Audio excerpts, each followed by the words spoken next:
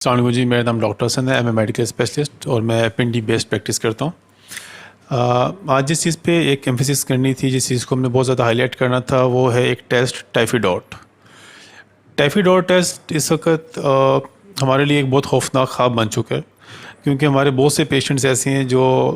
چھوٹی لیبارٹری سے گلی محلوں میں وہ ٹیسٹ کرا لیتے ہیں ٹائفیڈوٹ، اور عام طور پہ ایسا ہوتا ہے کہ اس کی رپورٹ تقریباً 95% کیسز میں پازیٹیو آتی ہے، IgM IgG، اور اس کے بعد وہ ٹائیفائڈ کا علاج کرانے کے لیے ٹیکے لگانا شروع کر دیتے ہیں۔ اور خاص طور پہ اس وقت جب ہم لوگ کووڈ کے اس پینڈیمک کے درمیان سے گزر رہے ہیں، اور اس وقت جب پیشنٹس کو بہت فریکوینٹلی بخار اور کھانسی رپورٹ ہوتی ہے، وہ پیشنٹ 5 سے 6 دن تک ٹائم ضائع کر کے ٹائیفائڈ کا علاج لیتے رہتے ہیں، جس میں وہ مختلف قسم کی ادویات یوز کرتے رہتے ہیں، مثلاً کہ سپروفلوکساسین، جو نوویڈیٹ وغیرہ ٹیکے لگواتے رہتے ہیں آکسیڈل کے، اور ایٹ دا اینڈ جو پیشنٹ بالکل خراب ہو جاتا ہے تب جا کے وہ رپورٹ کر رہے ہوتے ہیں کسی ٹیسٹری کیئر سیٹ اپ میں۔ تو صرف ایک ریکویسٹ ہے لوگوں سے کہ جب بھی کسی کو فیور ہو رہا ہوتا ہے، بخار ہو رہا ہوتا ہے، اس کے علاوہ اور کسی قسم کے مسئلے مسائل پیش آ رہے ہیں لوگوں کو،